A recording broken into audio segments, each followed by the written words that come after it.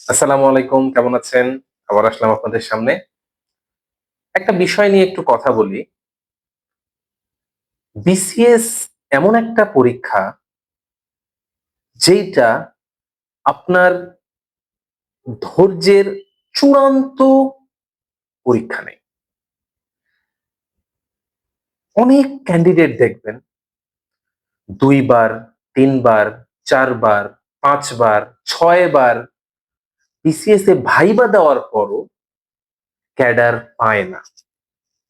অনেকেই আছে, অনেকেই আছে। আমার পরিচিত অনেকে আছে। আবার অনেকে দেখবেন ১ম বারেই তার ডিজায়ার্ড ক্যাডার পেয়ে যায় বা একবার ২ বারের চেষ্টাতেই ডিজায়ার্ড ক্যাডার পেয়ে যায়। কেন এই জিনিসগুলো হয়? তারা কি খুব বেশি মেধাবী? তারা কি আপনার চেয়ে বেশি পরিশ্রম করে? তারা কি বিশেষ আশীর্বাদ পুষ্ট? না, কিছু ব্যাপার আছে। এই জিনিসটা স্বাভাবিক চোখে ধরা পড়ে না। আপনি যদি একজন বিসিএস ক্যাডারের জার্নি সম্পর্কে জানেন, শোনেন বা খুব কাছ থেকে দেখেন, তাহলে বুঝতে পারবেন এবং যেই মানুষটা ২ বার, ৩ বার, ৪ বার, ৫ বার ভাইবা দিচ্ছে, সেই মানুষটার জার্নিও কাছ থেকে দেখেন, বোঝেন, জানেন, তাহলেও বুঝতে পারবেন পার্থক্যটা ছোট্ট একটু জায়গায়, খুবই ছোট্ট একটু জায়গায়। ২ টা জায়গায় বলা যায়।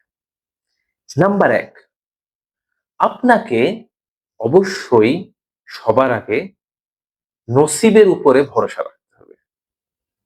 আপনার রিজিক যেখানে লিখা আছে আপনি সেখানেই যাবেন। ১ম কথা। এবং ২য় কথা হচ্ছে আমি বিলিভ করি, ট্রুলি বিলিভ করি এবং এটা আমি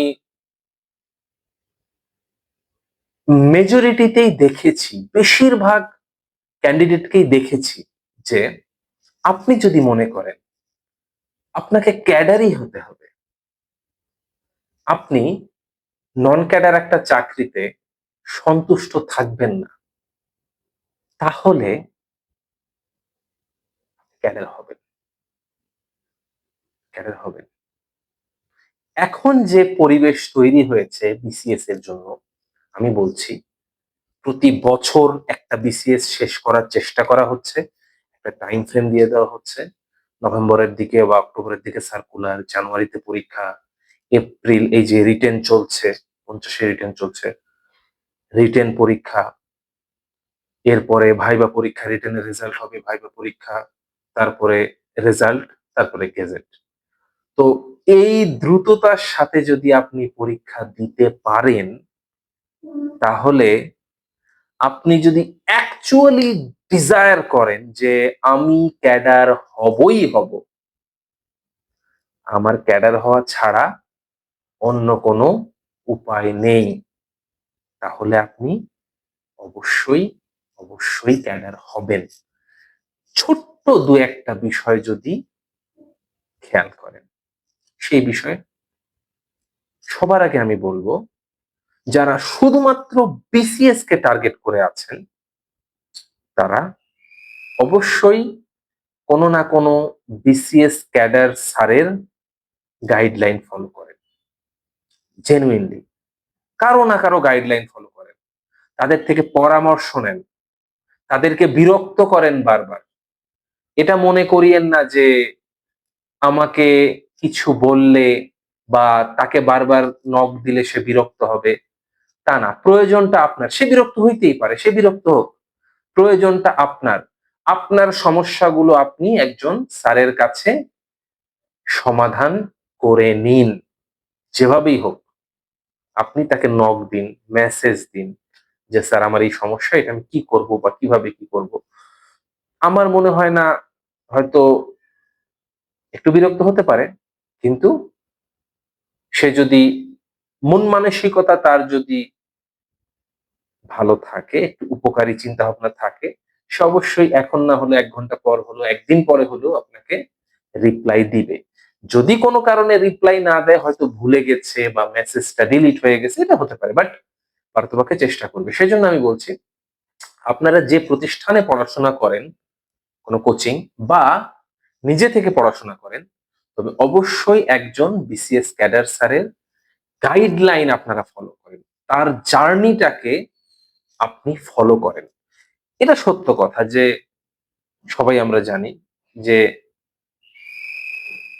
পথ পথিকের তৈরি করে না, পথিকই পথ তৈরি করে। এটা আমরা সবাই জানি, তাই না? তো আপনার পথ কিন্তু আপনি তৈরি করবেন। কিন্তু যেই মানুষটা আগে ওই পথ দিয়ে হেঁটে গেছে,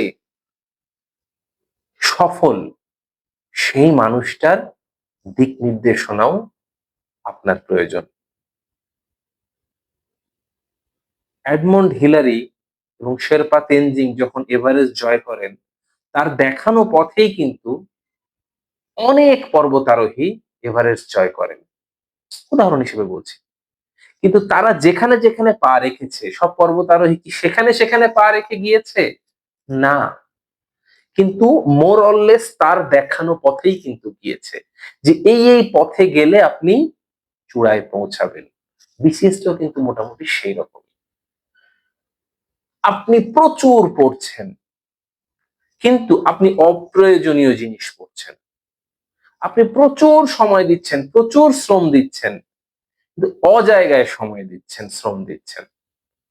এই ভুলটা আপনার ধরে দেবে একজন ক্যাডার স্যার, যিনি ক্যাডার হয়েছেন, যিনি রাস্তাটা জানেন। তাই কোন সফল ব্যক্তি দেখে, এটা আমি ইন জেনারেল বলছি, হিংসা করাটা বা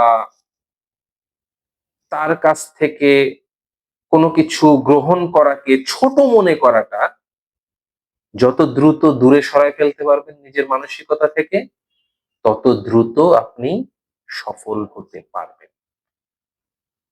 বড় হতে হলে আগে ছোট হতে হবে। ছোট হয়ে সবার কাছ থেকে শিখতে হবে পদে পদে। আমি যতদিন না ক্যাডার হতে পেরেছিলাম, হেন কোনো মানুষ নাই আমার পরিচিত যে বিসিএস অন্তত একবার ভাইবা দিয়েছে আর যার কাছ থেকে আমি পরামর্শ নেই নাই। আমার পরিচিত কোনোভাবে লিংক পেয়েছি, একবার হলেও বিসিএস ভাইবা দিয়েছে। ক্যাডার তো আমরা ওই সময় পাইতাম না। এখন যেমন সোশ্যাল মিডিয়ার যুগ, আমরা ইউটিউবে, ফেসবুকে বিভিন্ন জায়গায় বিভিন্ন ভিডিও আপলোড করছি, আপনাদের সাথে কথা বলছি, আপনাদের সাথে আলাপ হচ্ছে। তখন তো এরকম সুযোগ ছিল না। ২০০০ আমি ক্যাডার হয়েছি ২০২০ সালে, আমার গেজেট হয়েছে, তারপর জয়েন করেছি ২১-এ। ২০ সালে মোটামুটি আমি হয়েছি আসলে ৬ বছর, ৬.৫ বছর আগে। তো এটা কখনো হয়নি। সুতরাং আপনি যার কাছ থেকেই পান, একটা ওয়ার্ড হলেও শেখেন, একটা ওয়ার্ড হলেও জানার চেষ্টা করেন। যদি আপনি জানেন, তাহলেই আপনি, যে মানুষটা জানে না, নিজেকেই মনে করে যে আমি সেরা, আমি যেভাবে পড়ি আমি সেভাবেই সফল হব, তার থেকে আপনি এগিয়ে যাবেন। পার্থক্য এখানেই। যে মানুষটা ৪ বার, ৫ বার, ৬ বার ভাইবা দিচ্ছে, ক্যাডার হতে পারছে না, আর যে মানুষটা ক্যাডার হয়েছে, কিছু তো ডিফারেন্স ছিল। ভাগ্যের অবশ্যই একটা বড় হাত রয়েছে। অনেক সময় একই রিটেনে মার্ক পেয়ে বা বেশি মার্ক পেয়ে রিটেনেও আরেকজন ক্যাডার হতে পারে না, আরেকজন হয়ে যায়। একটু কম মার্ক পেয়েও হয়ে যায়। কিভাবে? সেটা অবশ্যই তার ভাইবার অ্যাপ্রোচ, তার ভাইবার প্রেজেন্টেশন, তার কথা বলা, তার ম্যাচিউরিটি, তার এই যে কথার গাঁথুনি, আপনি যখন কথা বলবেন, আপনার কথার ভেতরে মাধুর্য, শালীনতা, ভদ্রতা, নম্রতা, এই সবকিছু। একজন as an officer, are you good enough? Are you look good to the viva examiner? That's the matter. আপনি কি একজন অফিসার হিসেবে তার চোখে পারফেক্ট কিনা? আপনি যখন রিটেন পাশ করে যাবেন, সবাই মেধাবী, সবাই ভালো মার্ক নিয়ে পাশ করছেন। তো ভাইবা বোর্ডে দেখবে যে আপনাকে অ্যাজ অ্যান অফিসার বিবেচনা করা যায় কি না।